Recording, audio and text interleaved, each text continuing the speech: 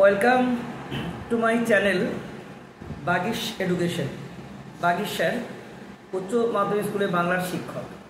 আজকে তোমাদের দেখো প্রফেসর শঙ্কুর ডায়েরি প্রথম পর্ব তোমাদের স্বর্ণপর্ণী থেকে ইতিমধ্যে হয়তো পেয়ে থাকবে।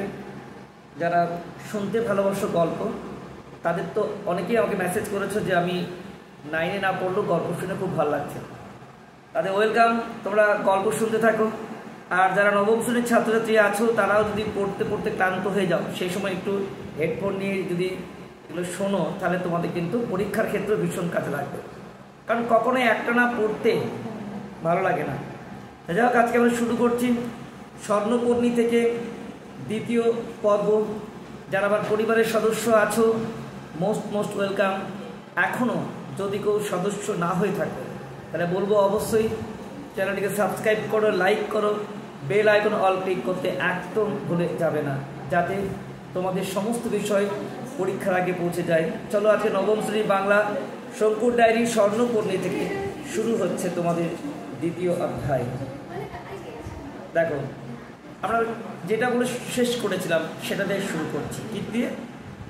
যে একটা সময় একটা ঘটনা ঘটলো, যেটা বলা যেতে পারে আমার জীবনের মোড় ঘুরিয়ে দিল। তাহলে তোমার জীবনে কি মোড় ঘুরিয়ে দিল, কি ঘটনা, সেই ঘটনাটাই তো আজকে আমাদের জানতে হবে, তাই না? চলো তাহলে জেনে নিই যে লেখকের জীবনে কি ঘটনা আছে তার জীবনে মোড় ঘুরিয়ে দিল।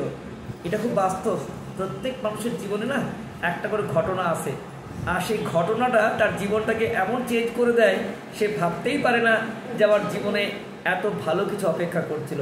যাই হোক, তোমাদের জীবনেও যদি এরকম কোনো ঘটনা থাকে যা তোমাদের জীবনের মোড়টা ঘুরিয়ে দেয়, তাহলে কমেন্টে জানিও, আমি দেখবো বা পড়বো। চলো তাই আজকে লেখকের ঘটনা শুনি।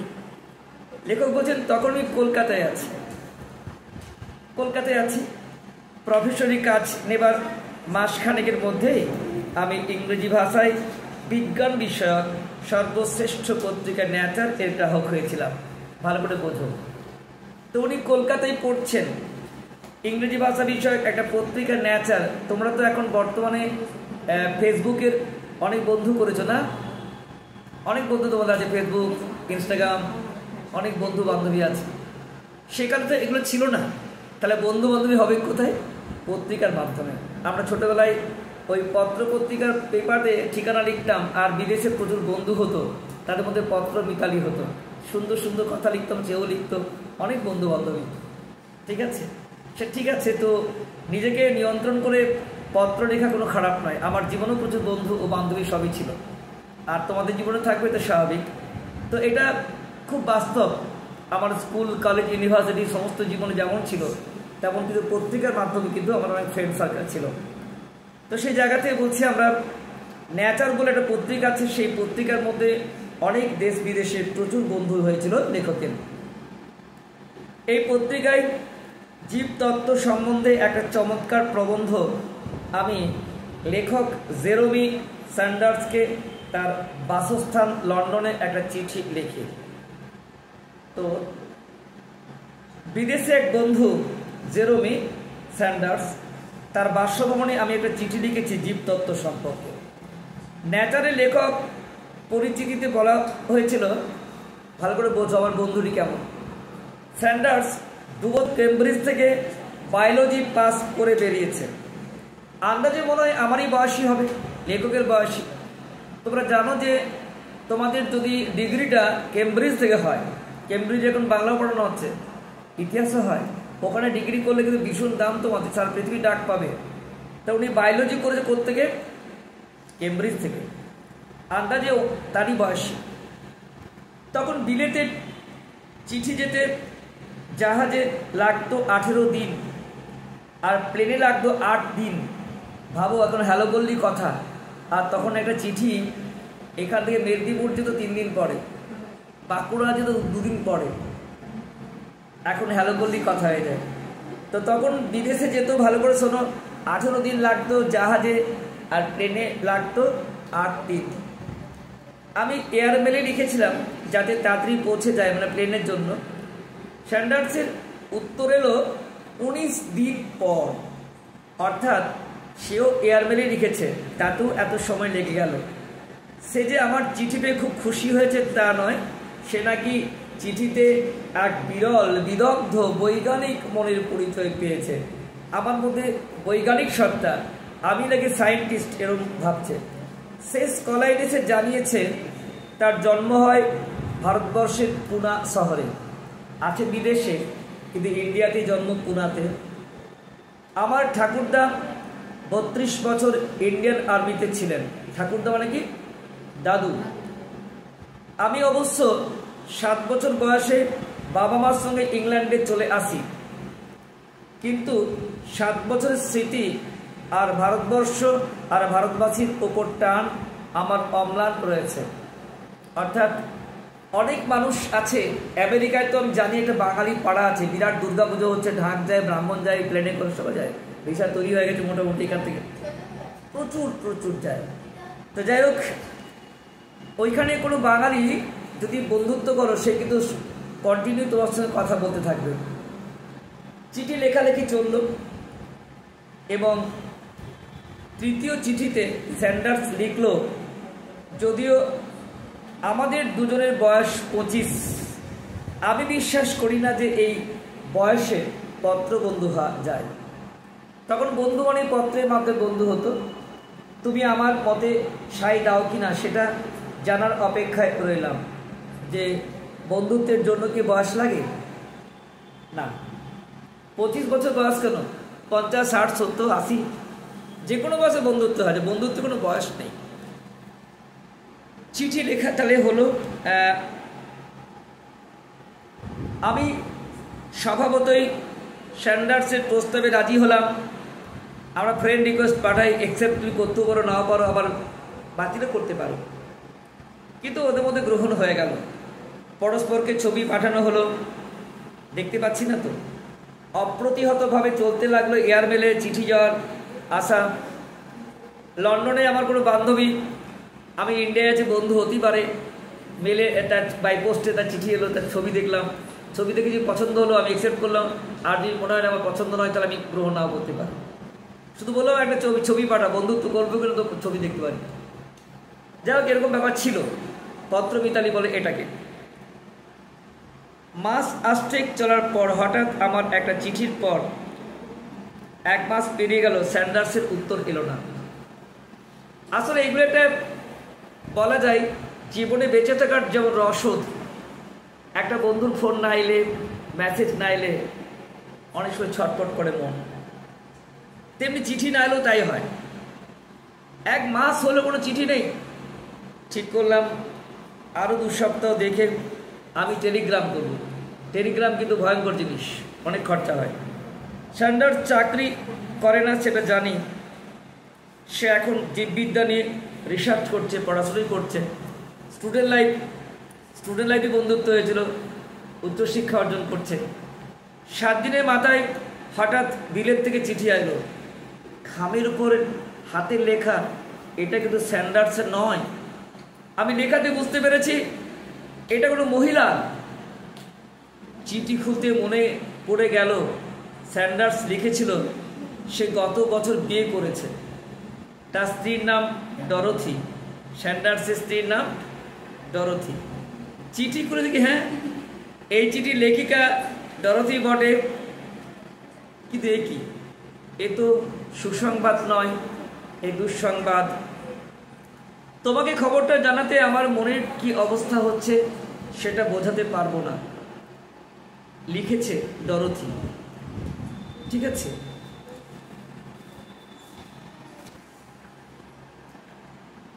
তাহলে চিঠি পেয়ে আমরা অনেক সময় কি আনন্দ পাই, আজকে যে দুঃখের। তোমাকে খবরটা জানাতে আমার মনের কি অবস্থা বোঝাতে পারবো না, লিখেছে ডরোথি। তুমি জেরি ওর হাজব্যান্ডের এত বন্ধু বলেই এই কর্তব্যটা আমার কাছে আরো কঠিন। এই ভনিতার পরই বজ্রপাত। কি বলল? জেরির যকৃতে ক্যান্সার ধরা পড়েছে, লিভারে ক্যান্সার। ডাক্তারের মতে তার মেয়াদ আর মাত্র 2 মাস। তোমরা জানো ক্যান্সার মানে নো অ্যান্সার, আর যদি 3rd স্টেজে ধরা পড়ে তাহলে কিচ্ছু করার নেই। পড়ার সঙ্গে সঙ্গে আমার কি করণীয় আমি স্থির করে ফেলেছি।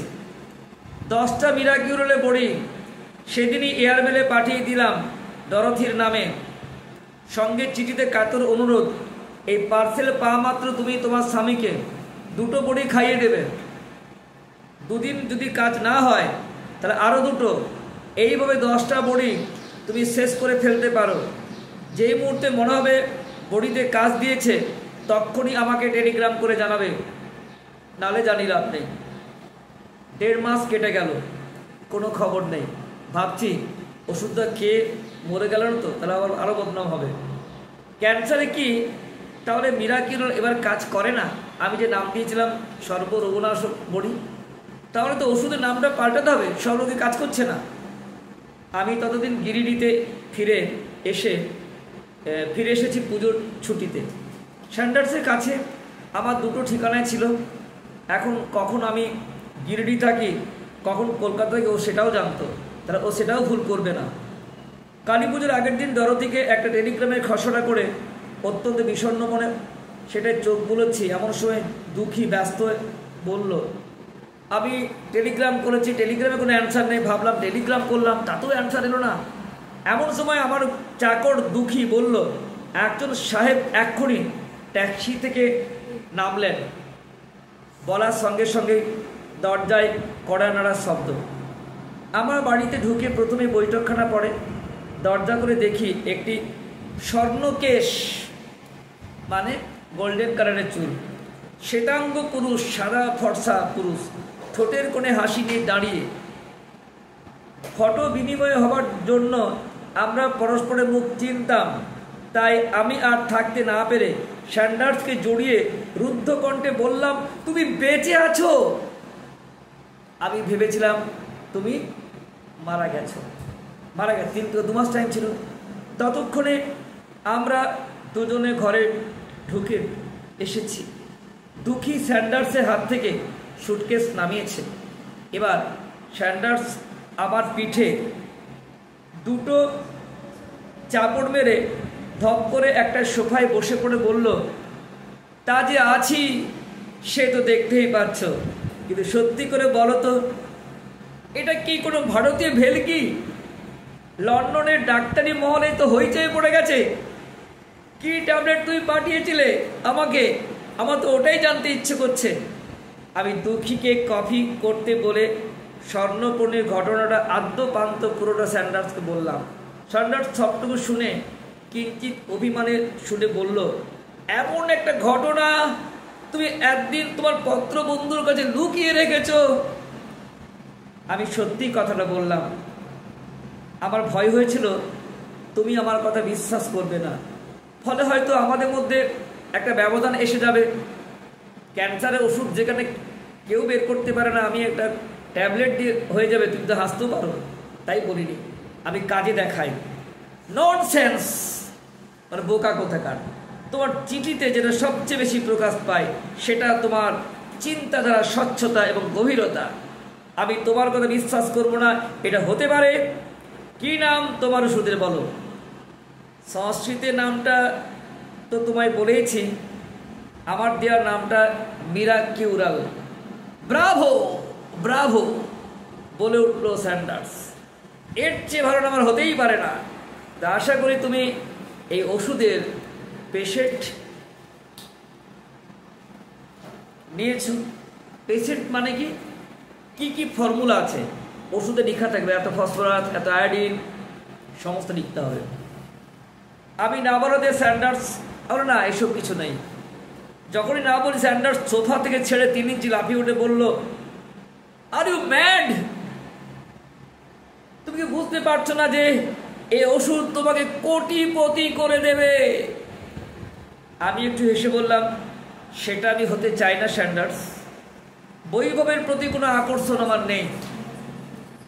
আমি মোটামুটি স্বচ্ছন্দে সাধারণ জীবনযাপন করতে পারি খুশি।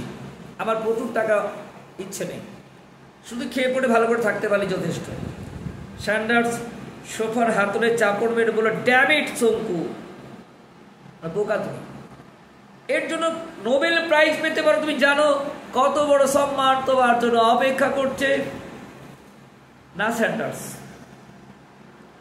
তা পারি না।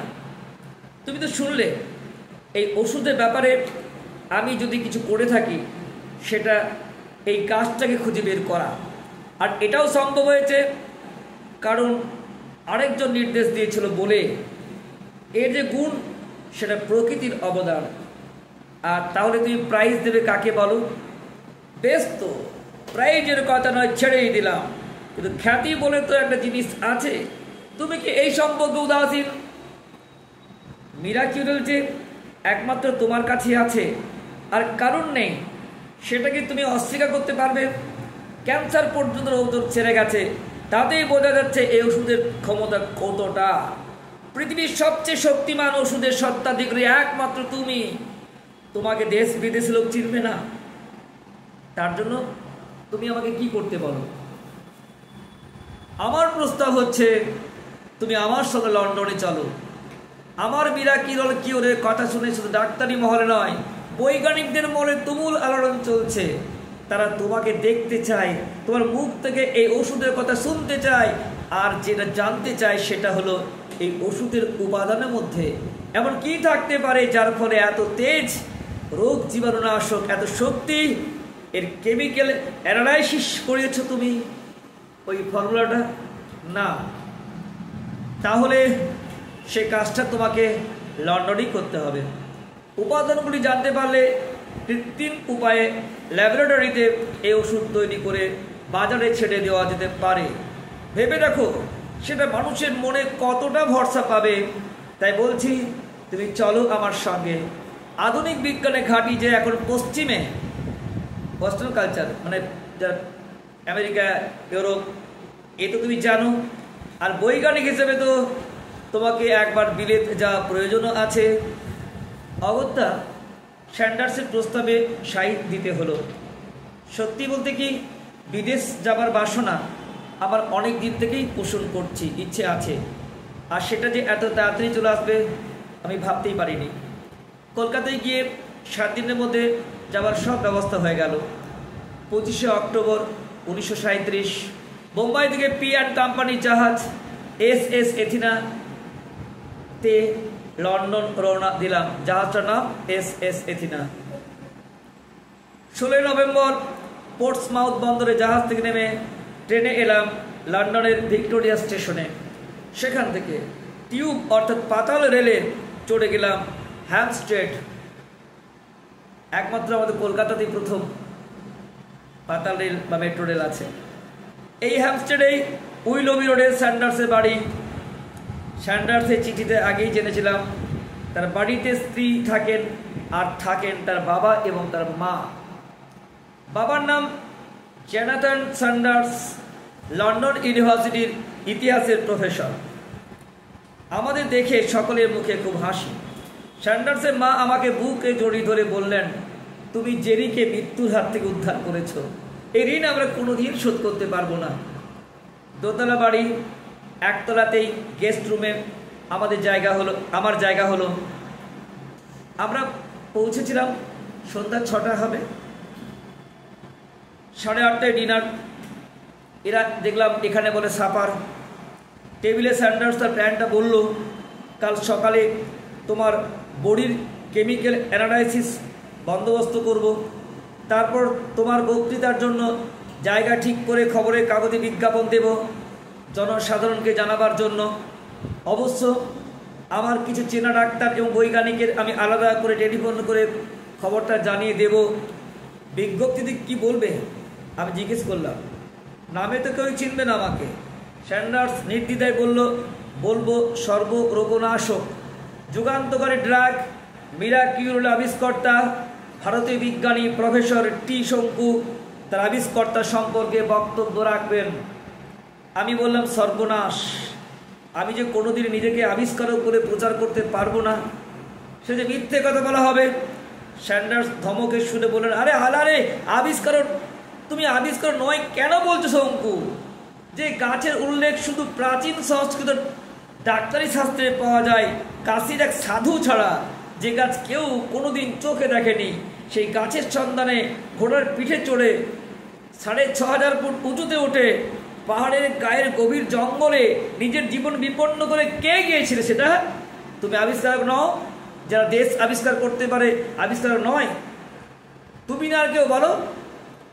এত বিদ্বান, এত বুদ্ধিমান, এটুকু বুঝতে পারছো না যে এই গাছ ডিসকভার করে মানে আবিষ্কার করে ব্যাপকভাবে কাজে লাগানো একমাত্র তুমি ছাড়া আর কেউ করেনি। এরপর আর আমি কি বলবো? প্রফেসর স্যান্ডার্স বললেন, খাও শঙ্কু খাও, মাথা হেড করে বসে দেখো না, জেরি যা বলছে তার 16 আনাই সত্যি।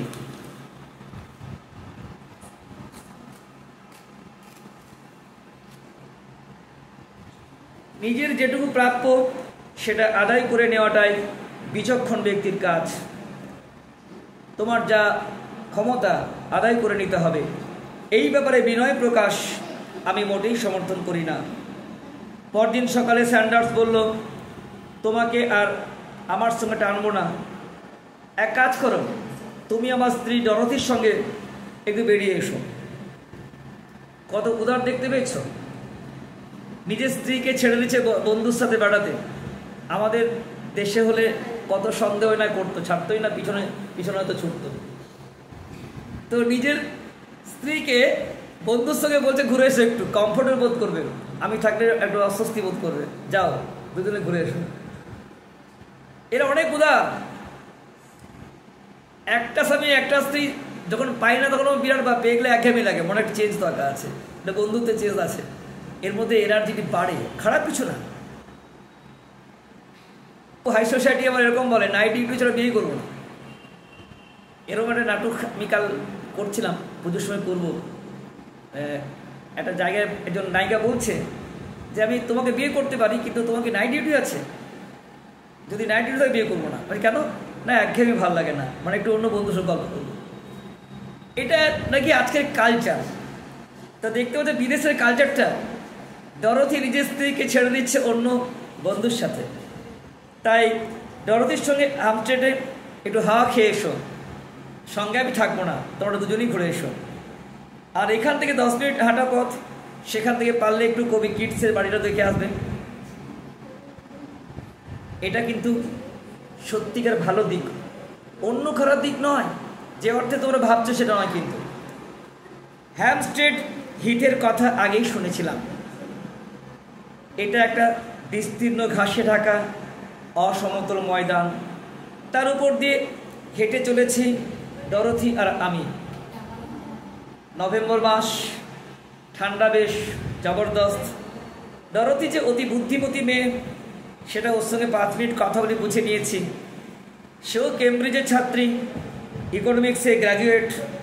কেমব্রিজের জেরোমির সঙ্গে ওর আলাপ হয়েছে, বুঝতেই পারছো প্রেম করে বিয়ে হয়েছে। ডরথির কথা শুনে বুঝলাম যে ভারতবর্ষে বসে শুধু খবরের কাগজ পড়ে ইউরোপে কি ঘটছে না ঘটছে সেই সম্বন্ধে স্পষ্ট ধারণা করা যায় না। গত কয়েক বছরে জার্মানিতে হিটলারের অভ্যুত্থান, নাৎসি পার্টি সংগঠনের কথা অবশ্য জানতাম, কিন্তু সে যে কি ভয়ঙ্কর চেহারা নিয়েছে, হিটলারের আত্মম্ভরিতা আর শাসনতন্ত্রের যথেচ্ছচারিতা কোন স্তরে পৌঁছেছে সেটা দেশে বসে ধারণা করতে পারিনি। ক্লাস 9-এর ইতিহাসে হিটলারের কথা আছে, কিন্তু আমার মনে হয় ইতিহাসে তোমরা যেটা জানতে পারবে না, এই বইটা পড়ে তার চেয়ে বেশি জানতে পারবে যদি মন দিয়ে শুনতে থাকো। ডরথি বলল, ইংলিশে পাওয়ার ম্যাট বলে একটা কথা আছে, জানো তো? পাওয়ার ম্যাট। হিটলার সে অর্থে উন্মাদ ব্যক্তি। সমস্ত ইউরোপকে গ্রাস করে সে একটা বিশাল জার্মান রাজ্য প্রতিষ্ঠা করার স্বপ্ন দেখছে। গোটা পৃথিবী জার্মানের পায়ের তলায় আসবে, তাতে ইন্ধন যোগাচ্ছে ওর যত সাঙ্গ বাঙ্গ আছে। কিছু নাম বলবো? অবশ্যই শোনো। এদের মধ্যে আছে, নামগুলো খেয়াল রাখবে, গোরিং, গোয়েবেলস, হিমলার, রিবেনট্রাপ। এই চারটাই মারাত্মক মারাত্মক। এদের চরিত্র শুনলে তোমরা তোমার দেহের লোম খাড়া হয়ে যাবে যদি গল্পটা শুনতে থাকো। মনে হয় এই ধরনের গল্প আজকের আমাদের ড্রামাটিক সাসপেন্স খুব কম আছে, যা তোমাদের স্বর্ণপূর্ণী গল্পের মধ্যে আছে। একটা এমনই চরিত্র নাটকের মধ্যে, এ বলে আমায় দেখ, ও বলে আমায় দেখ। আমি গম্ভীর হয়ে গেছি দেখে ডরথি বলল, দেখো তো আমার কি আক্কেল, তুমি প্রথমবার লন্ডনে এলে আর আমি তোমাকে যত সব অলক্ষণে কথা বলে ভাবি তুলছি বলো। ভেরি ভেরি সরি শঙ্কু, ভয় নেই, হয়তো তোমার যা সাহস বিপদে পড়বে না। চলো আজকে কবি কিটসের বাড়িটা দেখালে তোর মনটা একটু আনন্দে ভরে যেতে পারে। নিশ্চয়ই ডরথি ভুল বলেনি। আমি ভাবতে পারি না যে আমাদের দেশের অতীতের কোনো কৃতকর্মার স্মৃতি এত যত্ন করে জিইয়ে রাখা হয়েছে। ডরথি বলল, এই শুধু ব্রিটেনের বিশেষত্ব নয়, ইউরোপের যেখানেই যাও স্মৃতিগুলো এত সুন্দর করে সাজিয়ে রাখে। সান্ডার্স ফিরল সন্ধ্যা 6:30টায়। প্রথমেই বলল, তোমার বক্তৃতায় ব্যবস্থা হয়ে গেছে, পরশু সন্ধ্যা 7টায় ক্যাস্টন হলে যাবে। টাইমস আর ম্যানচেস্টার দিয়ে কাল বিজ্ঞপ্তি, এগুলো পত্রিকার নাম বেরিয়ে যাবে। ফোন করে যাদের খবর দিয়েছি তাদের মধ্যে করছিলেন ডক্টর ক্যানিংহাম, তিনিও আসছেন। সকলেই উন্মুখ হয়ে আছেন তোমার বক্তব্য শোনার জন্য। কিন্তু আমার বড়ির, তুমি যে বললে আমার বড়ির অ্যানালাইসিস হবে, সেটাই কি খবর আছে? স্যান্ডার্স পকেট থেকে একটা খাম বের করে দিল। খাম থেকে যেটা বেরোলো সেটাই পুরোপুরি অ্যানালাইসিস রিপোর্ট। আমি তাতে কিছুক্ষণ চোখ বুলিয়ে বললাম, এ তো দেখছি সব ভিটামিন রয়েছে এতে, তাছাড়া আছে potassium, calcium, phosphorus, iron, iodine. দেখে মনে হলো যেন তোমরা রসুন দেখেছ, রসুনের মধ্যে এটা হয়তো বিশ্বাস করবে না। এক কোয়া রসুন আর বহু কৌশি রসুন পাওয়া যায়। যদি তোমরা এক কোয়া রসুন প্রতিদিন খালি পেটে একটা খাও, অনেক বড় লোক বলেছে যে ভয়ঙ্কর ক্যান্সার কেন চিহ্নিত করতে পারে, এত অ্যান্টিবায়োটিক ক্ষমতা আছে এক কোয়া রসুন। জায়গায় পাওয়া যায় না। যে কোনো রসুন দাম আছে, রসুন বিরাট উপকারী, কিন্তু খেতে হবে খালি পেটে, মুখে একটু গন্ধ ছাড়বে, কিন্তু অভ্যেস হয়ে গেলে কিন্তু দারুণ একটা ব্যাপার। আমরা অনেক লোককে দেখেছি মৃত্যুর হাত থেকে ঘুরে এসেছে। স্যান্ডার্স বলল, অ্যালিল সালফাইড রয়েছে বলেই এত রোগের জীবাণু এর কাছে পরাস্ত হতে পারে। এই অ্যালিল সালফাইড যত থাকবে তার ক্ষমতা তত বেশি। কিন্তু রিপোর্টের শেষে যে কথাটা বলা হয়েছে সেটা অত্যন্ত গুরুত্বপূর্ণ বা অর্থপূর্ণ। একটি উপাদান রয়েছে এই বডিতে যেটার রসায়নে বা কেমিস্ট্রিতে কোনো পরিচিতি নেই। এক্স্যাক্টলি বলল স্যান্ডার্স। এবং এটা কৃত্রিম উপায়ে এই ওষুধ তৈরি করা যাবে না, অর্থাৎ পৃথিবীতে একমাত্র তুমি এই ওষুধের সোল প্রোপাইটার। তোমার জায়গা কোনো দিনই কেউ নিতে পারবে না, যতই চেষ্টা করুক। কথাটা শুনে আমার মনে একটা মিশ্র ভাব দেখা দেয়। মিরাকিউরাল আমার একার সম্পত্তি, এটা ভাবতে খারাপ লাগছে না, কিন্তু এটা তো ঠিক যে যেহেতু ওষুধটা বাজারে ছাড়া যাবে না, পৃথিবীর কোটি কোটি মুমূর্ষ ব্যক্তি এই রোগনাশক ক্ষমতা থেকে বঞ্চিত হবে। আমি তো সবাইকে একসাথে সাপ্লাই দিতে পারবো না। এর পরের দিন স্যান্ডার্সের সঙ্গে বেরিয়ে লন্ডনে কিছু জিনিস দ্রষ্টব্য দেখলাম, যেমন British museum, national madam Tussauds museum দেখে সন্ধ্যার মারমেড থিয়েটারে বার্নার্ড শয়ের পিগমিলিয়ন নাটকটাও দেখলাম। বার্নার্ডসের বিখ্যাত নাটক পিগমিলিয়ন। সব মিলিয়ে এটা বলতে পারি যে লন্ডন আমাকে হতাশ করেনি। লাইনটা ইম্পর্টেন্ট পরীক্ষায়, লন্ডন আমাকে হতাশ করেনি। যত শুনলে লন্ডনের কাহিনী তোমায় বলতে হবে, এই লাইনটা দাগ দিয়ে রাখো তো পরীক্ষার জন্য। 3 জানুয়ারি 2025 সমস্ত স্কুলে। আমার বক্তৃতায় এত লোক হবে এটা আমি কিন্তু স্বপ্নেও ভাবতে পারিনি। প্রচুর লোক হয়েছে।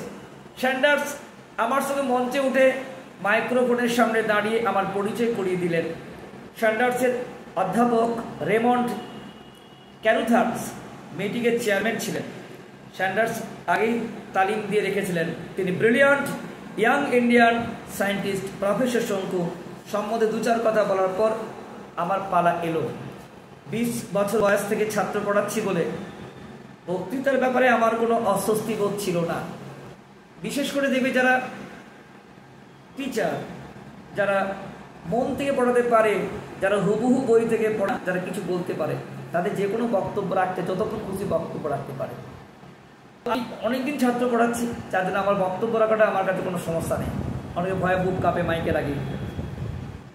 তাই আমি বেশ সহজভাবেই বলে চললাম ভারতে আয়ুর্বেদ চর্চার কথা, চরক সুশ্রুতের সংহিতার কথা, আমার বাবার কথা এবং টিকরি বাবার কাছে শুনে কিভাবে কসৌলির জঙ্গল থেকে স্বর্ণপর্ণী সংগ্রহ করি তার কথা। যতক্ষণ বললাম ততক্ষণ হলে মনে হয় কেউ টুম শব্দটি পর্যন্ত করেনি, সবাই মন দিয়ে শুনছিল। বলা শেষ হওয়ার পর একসাথে করধ্বনি হাততালি বহর থেকে বুঝলাম আমি উতরে গেছি, অর্থাৎ আমাকে সবাই প্রশংসা করছে। বক্তৃতার পর প্রশ্নোত্তরের জন্য কিছুটা সময় রাখা হয়েছিল, কিন্তু যে দুটো সবচেয়ে স্বাভাবিক প্রশ্ন, এরপর বলি, অনেকে আমাকে প্রশ্ন করেছিল আমি ওষুধটা মার্কেট করবো কিনা, আমি কিছুকাল লন্ডনে থেকে চিকিৎসা চালাবো কিনা। এই দুটোর উত্তর আমার বক্তব্যের মধ্যে আমি দিয়েছিলাম। তাই বক্তৃতা শেষে 2 মিনিট অপেক্ষা করার পরে স্যান্ডার্স আমাকে মঞ্চ থেকে নিচে নামিয়ে নিয়ে এলো। বহু লোকের সঙ্গে করমর্দন হ্যান্ডশেক, অন্তত 50 জনের কনগ্রাচুলেশনের হয়তো ওখান থেকে যা করে রেহাই পেলাম। পরদিন দেখলাম লন্ডনের সব কাগজে আমার ছবি সমেত খবরটা বেরিয়ে গেছে। বিকেলের দিকে স্যান্ডার্স বেরিয়ে কাছেই একটা দোকান থেকে জার্মান, ফ্রেঞ্চ, ইটালিয়ান, ইত্যাদি যাবতীয় ইউরোপীয় ভাষায় ডজন কানেক খবরের কাগজ নিয়ে এলো। সেদিনের এই কাগজ কিছুক্ষণ আগে এয়ারমেল এসেছে। উল্টে পাল্টে দেখা গেল প্রত্যেকটি কাগজেই খবরটা বেরিয়েছে এবং তার সঙ্গে প্রত্যেকটি কাগজে আমার ছবি আছে। আমি তো হকচকি গেছি। স্যান্ডার্স বলল, এতে অবাক হওয়ার কিছু নেই শঙ্কু। ক্যাস্টম হলে বহু কাগজের রিপোর্টার প্রেজেন্ট ছিল। তুমি ভুলে যাচ্ছ হে, মিরাকিউরের মতো এমন চাঞ্চল্যকর ঘটনা সম্প্রতি আর পৃথিবীতে কোথাও ঘটেনি। তুমি এবং তোমার স্বর্ণকর্ণীকে কোনো কাগজ অগ্রাহ্য করতে পারে না। এখানে শনি এবং রবি হলো উইক অ্যান্ড, অর্থাৎ 2 দিন এখানে ছুটি। এই 2 দিন খুব কম লোকই লন্ডনে থাকে। ইংল্যান্ডে কোথাও না কোথাও চলে যায় তারা, নেট ঝঞ্ঝাটে 2 দিন কাটিয়ে আস থাকে। স্যান্ডার্স আগেই বলে রেখেছিল যে এই উইকে সে আমাকে কেমব্রিজ ও অক্সফোর্ড দেখিয়ে আনবে। শনিবার কেমব্রিজ, সেখানে কোনো হোটেলে থেকে রবিবার অক্সফোর্ডে থেকে বাড়ি ফিরতে হবে। এই ব্যাপারে ডরথিও সাহায্য করেছিল। সুপ্রাচীন বিশ্ববিদ্যালয় দুটো দেখে একদম মুগ্ধ হয়ে গেলাম। কোনটা যে বেশি ভালো সেটা বলা খুব কঠিন, কেমব্রিজ নাকি অক্সফোর্ড। 19 ফুট। যদিও শহর হিসেবে কেমব্রিজের শান্ত সৌন্দর্য অক্সফোর্ডকে ছাপিয়ে বেশি। স্যান্ডার্স, ডরথি দুজনেই কিংস কলেজ থেকে পাস করেছে। দেখে মনে হয় পড়াশোনার পক্ষে এর চেয়ে ভালো পরিবেশ আর হতেই পারে না। ওদের পড়াশোনার কলেজগুলো আমাকে দেখাবে।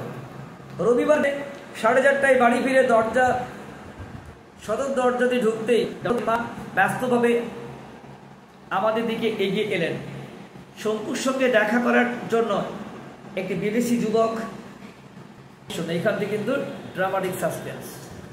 শঙ্কুর সঙ্গে দেখা করার জন্য বিদেশি যুবক প্রায় 8 ঘন্টা হলে বসে আছে। কার বাড়িতে? ডরথির বাড়িতে। সেটা তোমরা বুঝবে। আমাদের মতো ইংরেজি না বলে, আমাদের মতো ইংরেজি বলে না এটা বলতে পারি, বলছে ইংরেজি কিন্তু অন্য স্টাইলে। বৈঠকখানে ঢুকতে সোফা থেকে উঠতেই দাঁড়ালো যুবকটি। তার চোখে চশমা, মাথায় ভর্তি সোনালি চুল। গুড ইভিনিং বললো ছেলেটি। গুড ইভিনিং বললো ছেলেটি। ছেলেটি কি বললো? গুটেন। এই গুটেন মানে হচ্ছে good evening. Is equal to good evening. বুঝতে পারলাম ছেলেটি জার্মান কিংবা অস্ট্রেলিয়ান কিছু একটা হবে। গুটেন অ্যাবেন্ট বলতে গিয়ে মাঝপথে সামনে নিয়ে ইংরেজি বলেছে। এখানে বলে রাখে, সে বিএসসি পাস করার পর যে 4 বছরে বসেছিলাম, সেই অবসরে রেকর্ড গ্রামোফোন বাজিয়ে বাজিয়ে ফরাসি আর জার্মানি শিখে নিয়েছিলাম। তোমরা জানো যে লিঙ্গোগ্রাফিক একটা রেকর্ডিং অনেক দিন থেকে ছিল। ওটা দিয়ে তুমি কোনো ভাষা শিখতে পারবে। বর্তমানেও তুমি ইউটিউবে অনেক প্ল্যাটফর্ম আছে, সেটা পৃথিবীর সব ভাষা শিখতে পারবে। কোডিং আছে, কোডিং ল্যাঙ্গুয়েজ। ডরথি আর আমাদের সঙ্গে আসেনি। আমরা 3 জন সোফায় বসার পর কথা আরম্ভ হলো। ছেলেটি প্রথমে ইংরেজি ভাষায় সড়গড় না হওয়ার জন্য মার্জনা চেয়ে নিল। ভালো করে ইংরেজি বলতে পারছে না। বলল আমার নাম নরবার্ট স্টাইনার। ছেলেটি বলল এর মানে আমি বার্লিনে থাকি, সেখান থেকে আসছি। তারপর শটান আমার দিকে তাকিয়ে বলল মিরাকিউরালের খবর আমাদের কাগজে বেরিয়েছে এবং এটা নিয়ে সকলে আলোচনা করছে। আশ্চর্য ড্রাগের ব্যাপারে আমি তোমার কাছে এসেছি। তুমি যে বক্তৃতা দিয়েছিলে সেটা ক্যাস্ট্রম হলে ফোন করে আমি জানি যে তুমি হ্যামস্টার্ডে আছো। এখানে এসে হাই স্ট্রিটে একটা দোকানে জিজ্ঞেস করলাম মিস্টার স্যান্ডার্স উইলবি রোডে আছেন। তোমার আসার কারণটা জানতে পারি কি? স্যান্ডার্স প্রশ্ন করল। তুমি কেন এসেছো আমার কাছে? তার আগে আমি দুটো প্রশ্ন করতে চাই। মানে কি? নাৎসিরা যে ইহুদিদের উপর অমানসিক অত্যাচার চালাচ্ছে তুমি কি এটা জানো? নাৎসি মাত্রই ইহুদিদের উপর প্রচণ্ড অত্যাচার করছে, ইন্ডিয়াকে সহ্য করতে পারছে না, তা তোমার জীবনহানি হতে পারে। এই খবর আমি দেশে থাকতেই পেয়েছি।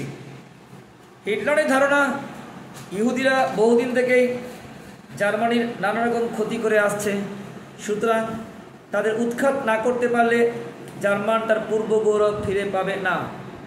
হিটলারের মতে ইহুদিরা মানুষই নয়, আসল মানুষ সেই সব মানুষ যারা জার্মান, পৃথিবীর ওরা নাকি সূর্যপুত্র আর্যপুত্র বলে। এই জন্যই তো পরপর যুদ্ধগুলো হয়েছে, মহাযুদ্ধ প্রথম দ্বিতীয়। যাদের সিরায় এক ফোঁটা ইহুদি রক্ত নেই, এই অজুহাতে তারা ইহুদির উপর নৃশংস অত্যাচার চালিয়েছে।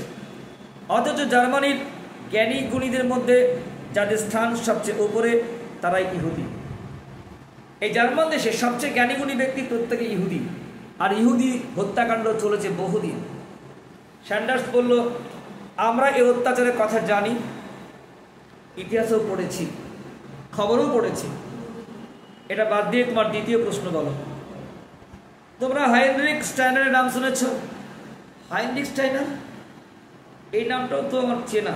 বললাম যিনি ওই সংস্কৃতের অধ্যাপনা করেন, যিনি বেদ উপনিষদ নতুন করে জার্মান ভাষায় অনুবাদ করেছেন, সেই হাইনরিক স্টাইনার কথা বলছেন?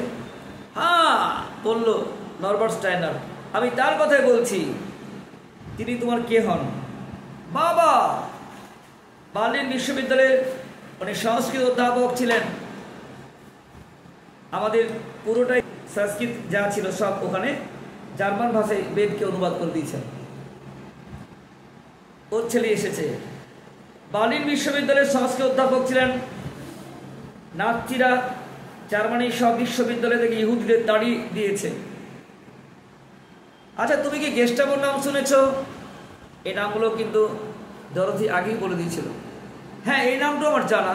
বললাম গেস্টাপো মানে তো জার্মানি সেই ভয়ঙ্কর গুপ্ত পুলিশ। হ্যাঁ, নাৎসি পার্টিতে হিটলারের পরে যার স্থান শুনেছ সেই নাম, সেই হেরমেন গোয়ারিং। হেরমেন গোয়ারের সৃষ্টি এই গেস্টাপো। ভয়ঙ্কর মানুষ একটা, যে এই গুপ্ত পুলিশ বাহিনীর সদস্য। আর এখন তোমরা যা পড়ছো শুনছো, এটা কোনো মিথ্যে নয়, এটা সম্পূর্ণ 100% সত্য। এই গল্প পড়ে তো জানা উচিত পৃথিবীর প্রত্যেক মানুষের, এর চেয়ে মূল্যবান বস্তু আর হতেই পারে না। এটা কোনো কাহিনী নয়, একেবারে বাস্তব। কারণ এই অত্যাচার হিটলার করেছিলেন। আর গেস্টাপো বাহিনী ভয়ঙ্কর বাহিনী, যার মধ্যে একজন মানুষ হেরমেন হিয়ারিং। এই পুলিশ বাহিনীর প্রত্যেকটি মানুষ অবাক হয়ে যাবে, এক একটা মূর্তিমান শয়তান। এমন কোনো কুকার্য নেই যে এদের পক্ষে সম্ভব নয়। তোমার বাবা কি তাহলে? হ্যাঁ, ঠিকই ধরেছেন, আমার বাবা এদের শিকার। কারণ বাবা ইহুদি, জার্মান, আর এরা ইহুদি ধ্বংস করছে। যত বড় অধ্যাপকই হোক, পণ্ডিতদের ছাড় নেই। বাবা বেশ কিছুদিন থেকেই জার্মানি ছেড়ে চলে যাওয়ার কথা ভাবছিলেন, কিন্তু বার্লিন ওনার জন্মস্থান। ওনার ছাত্ররা ওকে এখনো প্রচণ্ড পরিমাণে ভালোবাসে, ভক্তি করে। উনি দোটানার মধ্যে পড়ে গিয়েছিলেন। দুদিন আগে গেস্টাপোর সশস্ত্র পুলিশ আমাদের বাড়িতে এসে হাজির হয়। দুপুর আমরা খেতে বসেছি। একজন পুলিশ খাবার ঘরে বাবার দিকে পিস্তল উঁচিয়ে বলে, হাই হিটলার। আমি জানতাম তারা হিটলারের আনুগত্য স্বীকার করে। তারা পরস্পরের সঙ্গে দেখা হলে ডান হাত সামনে দিয়ে উঁচিয়ে বলে, হাই হিটলার বলতেই হবে না, প্রকাশ্যে গুলি চালাবে। এর মানে যদি করা হয় একটাই অর্থ, হিটলার জিন্দাবাদ, তাহলে খুব ভুল হবে না। নরবার্ট বলে চলল, বাবা বারবার আদেশ সত্ত্বেও হাইল হিটলার বলতে রাজি হয়নি। আমি কেন তো বাঁচাবো? তখন পুলিশ তাকে আক্রমণ করে। বেপরোয়াভাবে প্রহার করে পুলিশ যখন চলে যায়, তখন বাবা অর্ধমৃত, তার সর্বাঙ্গ রক্তাক্ত, মাথা ফেটে গেছে। বার্লিনের কোনো হাসপাতালে ইহুদিদের এখন ঢুকতে দেবে না, এটাও ঘোষণা হয়ে গেছে। আমাদের বাড়ির ডাক্তার হুবারম্যানও ইহুদি, তিনিও ভয়ে বাড়ি থেকে বেরোন না। পরিচর্যা যেটুকু করার সেটা করেছি আমি এবং আমার বোন।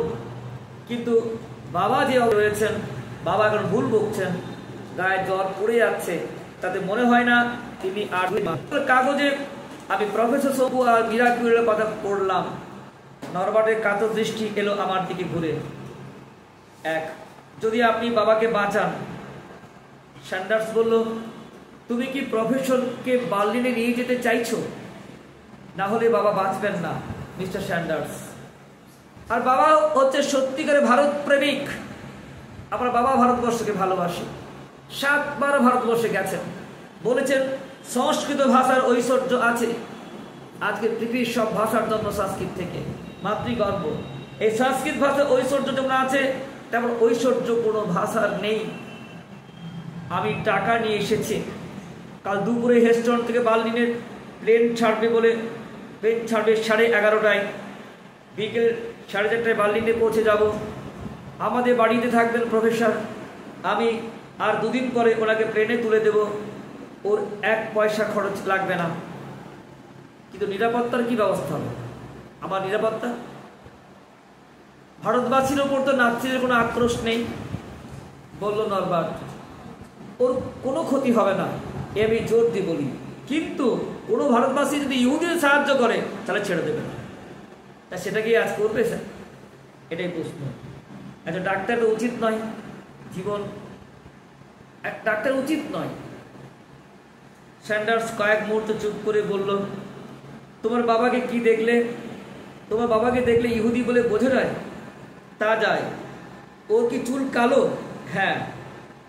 তাহলে তোমার চুল সোনালি কেন? তোমার মায়ের চুল কি তোমার মতো?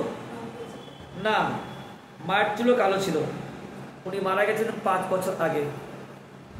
এই বলে নরবার্ট তার চুলের একটা অংশ টান দিতে সোনালি পরচুলো খুলে গিয়ে কালো চুলটা বেরিয়ে পড়লো, যাতে চিনতে না পারে, তাই গোল্ডেন চুল। ঠিক আছে, পরচুলো অনেকদিনই বেরিয়ে গেছে আমাদের, ক্লিপ দিয়ে কেটে রাখা যায়, তুই বুঝতেই পারবে না যেটা পরচুলো বলে। এটা চুলের 3টে সিস্টেম প্রাসঙ্গিক বলি। একটা 1, নাম্বার 2 হচ্ছে এক রকমের সেটিং আছে, আঠা দিয়ে এটা দেবে। ধর আমার এই মাথাটা, এখানে আমার পাতলা চুল আছে, আমি যদি এখানে চেঁচে দিই, লাগিয়ে দিই, চিনতেই পারবে না। আরেকটা হচ্ছে কি হেয়ার উইভিং, আমার চুলের ওপর পড়বে, বাড়বে। তাই আজকে কারো মাথায় টাক, এটা কোনো সমাধান খরচা নয়। এটা আমি অ্যামাউন্টও বলে দিচ্ছি। চুল পরচুলো লাগালে ছেলে মেয়ের সবাই 5 থেকে 6 হাজার টাকা খরচা হবে। লম্বা চুল ছেলেদের 2,000 টাকা, মেয়েদের 5-6 হাজার টাকা। যদি কেউ ক্লিপ আটো কম আঠা দিয়ে লাগলে 10,000 টাকা, ভালো আঠা দিলে একদম হাওয়া বাতাস ঘামবে না, কিচ্ছু না, বাতাস সব পাবে, জলে আরাম পাবে, সেটা 20,000 টাকা। আজ হেয়ার উইভিং প্রসেস করো 4 থেকে 5 লাখ টাকা। এটা না করার আমার রিস্ক আছে। এগুলো চুল সম্পর্কে আলোচনা, যাই মূল বিষয়ে। তো উনি ক্লিপ আটা চুল করে এসেছিলেন। এবার বুঝতে পারছো কেন আমি স্বচ্ছন্দে ঘুরে বেড়াতে পারি। এছাড়া স্টাইনারের নাম শুধু ইহুদিদের হয় না, অন্যদেরও হয়। আমি বলছি ওর কোনো বিপদ হবে না। আমি মনে মনে ভাবছিলাম, বাবা বেঁচে থাকলে বলতেন, কি বলতেন আমার বাবা, তুই যারে দিলু, একজন মনীষীর ত্রাণকর্তা হতে পারলে তোর জীবন ধন্য হয়ে যাবে। স্যান্ডার্সকে দেখেই বুঝতে পারলাম খুব চিন্তিত। এবার ও আমার দিকে ফিরে বলল, তোমার মত কি শঙ্কু? আমি বললাম, এত বড় একজন ভারততাত্ত্বিককে মৃত্যুর কবল থেকে উদ্ধার করতে পারে, আমার আত্মা শান্তি পাবে। তবে যাও, বলল স্যান্ডার্স, কিন্তু 2 দিনের বেশি কোনো মতেই থাকবে না। তোমাকেও বলছি নরবার্ট, যদি ঈশ্বরের কৃপায় আর মিরাকিউরালের গুণে তোমার বাবা পুনর্জীবন পায়, সেই খবরটাকে তুমি ঢাকঢোল পিটিয়ে একদম কাউকে বলতে যেও না। তাহলে প্রফেসরকে আর আরও ডজন খানেক মুমূর্ষু ব্যক্তির চিকিৎসার জন্য অনির্দিষ্টকাল বার্লিনে থেকে যেতে হবে। আমি তো পারবো না এত লোককে চিকিৎসা করতে, আমি কথা দিচ্ছি সেটা হবে না। ওকে, নরবার্ট উঠে পড়ে বলল, আমি কাল 10টায় ট্যাক্সি নিয়ে এখানে এসে হাজির হব। নরবার্ট চলে গেলে স্যান্ডার্স আমাকে জিজ্ঞেস করলো, তুমি মিরাকিউরালে কটা বড়ি এনেছ? বললাম 24টা। সেগুলো কোথায় থাকে? আমার সুটকেসে, একটা শিশির মধ্যে। কারো চিকিৎসা করতে যাওয়ার সময় আমি 4টে বড়ি সঙ্গে নিয়ে যাই, তবে বার্লিনে অবশ্য আমার সঙ্গে সব বড়ি থাকবে। 4টে থাকবে পকেটে আর বাকিগুলো থাকবে ব্যাগে। যে ব্যাপারে আমার সবচেয়ে বেশি ভয় করছে সেটা হচ্ছে এই, জার্মানিতে তোমার খবর যে পৌঁছে গেছে সেটা তো তুমি দেখলেই। ধরো যদি বার্লিনে গিয়ে তুমি নাৎসিদের খপ্পরে পড়ো, তাদের মধ্যে তো অনেকেই দুরারোগ্য ব্যাধি থাকতেই পারে, তাহলে কেউ তোমার ওষুধের উপকারিতা ভোগ করছে এটা ভাবতে আমার আপাত মস্তক জ্বলে যাবে। তুমি কোনো চিন্তা করো না স্যান্ডার্স, খবরের কাগজের ছবি থেকে মানে এরাত পাক চাই না আমি। ইহুদিদের শত্রু জার্মানরা, কিন্তু অ্যাকচুয়াল তার কাছে সবাই সমান। তুমি কোনো চিন্তা করো স্যান্ডার্স, খবরের কাগজের ছবি থেকে মানুষ চেনা অতটা সহজ নয়। আর তাছাড়া বার্লিনে আমার বয়সী আরও অনেক ভারতীয় আছে যারা সেখানে পড়াশুনো করছে। আমাকে কেউ মিরাকিউরালের শঙ্কু বলে চিনবে না, দেখে নিও।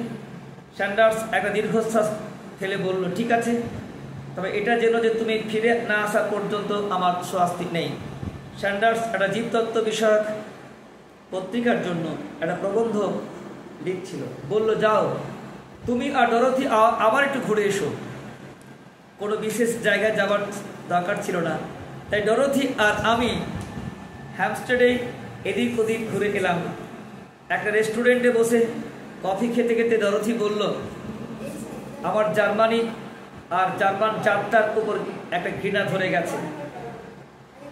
যে আমার জার্মানি আর জার্মান যাত্রার উপর এমন ঘৃণা ধরে গেছে যে কেউ এখানে যাচ্ছে শুনলে আমি বাধা না দিয়ে পারি না। অবশ্য তোমার ব্যাপারটা বুঝতে পারছি, হাইনরিখ স্টাইনারের প্রতি তোমার শ্রদ্ধার ভাবটা কতটা স্বাভাবিক। আমি বললাম, ভারতবর্ষে শিল্প সাহিত্য সম্পর্কে অনেক জার্মান শ্রদ্ধাশীল, আর সেটা আজ থেকে নয়, 200 বছর থেকে। আমাদের বিখ্যাত প্রাচীন সংস্কৃত নাটক শকুন্তলা জার্মানে অনুবাদ হয়েছে 19বিংশ শতাব্দীর গোড়ায়। তখন মধ্যাহ্নে সূর্য মাথার উপরে শঙ্কু। এখন সে দেশ অন্ধকার, লোকেরা সব অন্ধ, তাই তো হিটলারের স্বরূপ তারা দেখতে পাচ্ছে না।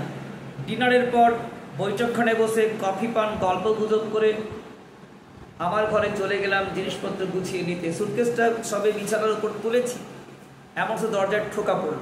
দেখি স্যান্ডার্স। আসতে পারি? নিশ্চয়ই। স্যান্ডার্স ঘরে ঢুকে দরজাটা বন্ধ করে একটা অপ্রত্যাশিত প্রশ্ন করল।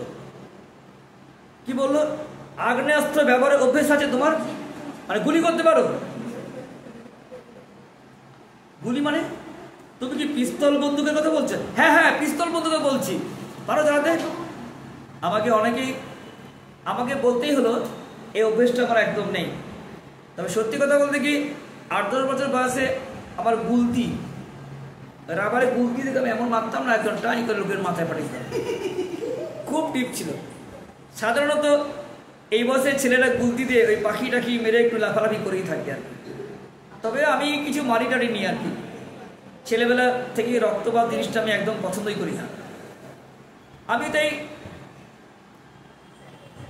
শঙ্কু বলল, স্যান্ডার, কিন্তু নিরীহ মানুষের উপর যারা অমানসিক অত্যাচার করে তাদের গুলি চালাতে আমি বিন্দুমাত্র দ্বিধাবোধ করি না। বাইবেলে যে বলে এক গালে চড় খেলে আরেকটা গালে বাড়ি দাও, আমি এটা মোটেই বিশ্বাস করি না। কিন্তু সে কথা তুমি আমায় বলছো কেন? স্যান্ডার্স কোনো জবাব না দিয়ে কোটের পকেট থেকে হাত ঢুকিয়ে রিভলভার আমার হাতে দিল। বললো, এটা জার্মানি তৈরি, অটোমেটিক। এতে 6টা গুলি ভরেছি। তুমি এটা সঙ্গে নেবে আর একটু দেখে নাও। এই দেখো, এটা হচ্ছে সেফটি ক্যাচ। এইবার টিপলে আলগা হয়ে যাবে আর তখনই গুলি চলবে। গুলতিতে টিপ ভালো হলে রিভলভারে হবে, এ নাও হতে পারে। সত্যি কথা বলতে কি, রিভলভারের চেয়ে রাইফেলের লক্ষ্যভেদ করা অনেক সহজ।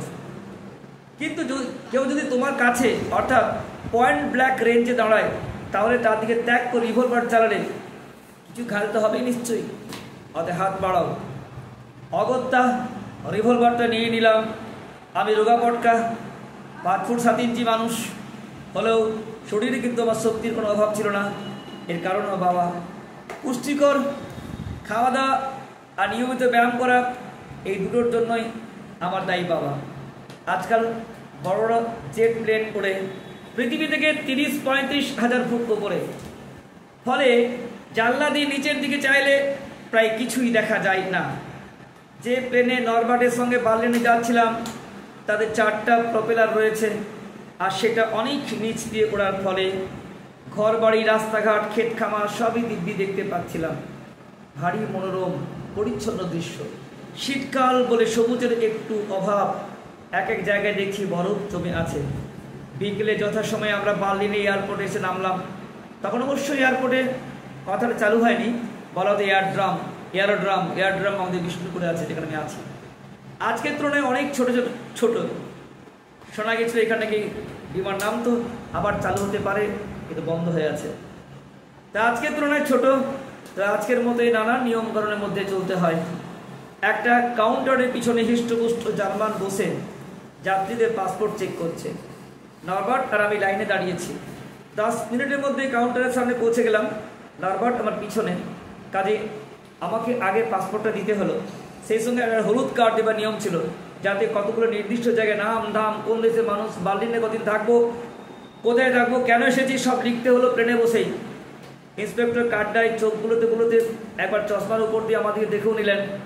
এরপর মৃদুস্বরে মার্তিনেক বলেন, শাঙ্কু শাঙ্কু শাঙ্কু বলে প্রশ্ন করে বলেন, আর্টিস্ট, অর্থাৎ আমি ডাক্তার কিনা প্রশ্ন করে ওদের ভাষায়। আমি বললাম, নাইন হিডেন সাপ্লায়ার প্রফেসর। না, আমি বৈজ্ঞানিক প্রফেসর। না, আমি বৈজ্ঞানিক, আমি অধ্যাপক, আমি ডাক্তার নই। লোকটা এবার পাসপোর্টটা ভালো করে দেখলো, তারপর পিছনে দাঁড়ানো একটা ইউনিফর্মধারী পুলিশের দিকে বলল, ফ্রিটস আরেন কেরেন সিডাস হের, অর্থাৎ তুমি এই ভদ্রলোককে চিনতে পারছো? উত্তর এলো, নাইন, অর্থাৎ না। এখানে কদিন থাকবেন? আমার দিকে ফিরে জিজ্ঞেস করলো ইন্সপেক্টর। বললাম, দিন তিনেক। আসার উদ্দেশ্য কি? বললাম, ভ্রমণ। ওর তো গাড়ি লেখা আছে। ঠিক আছে, এগিয়ে যাও।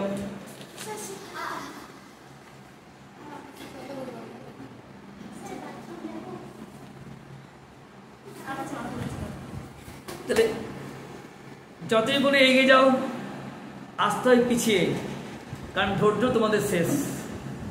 তাই আজকে তোমাদের এই এগিয়ে যাও, এই কথাটা মাথায় নিও, সঙ্গে থেকো। বাকিটা আরও যথেষ্ট ড্রামাটিক সাসপেন্সপূর্ণ বিষয়। তাহলে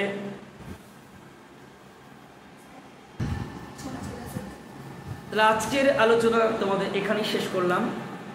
নবম শ্রেণীর ছাত্রছাত্রী তো বটেই, যারা গল্প শুনতে ভালোবাসো বা ভালোবাসেন, তারাও সঙ্গে থাকো বা থাকুন।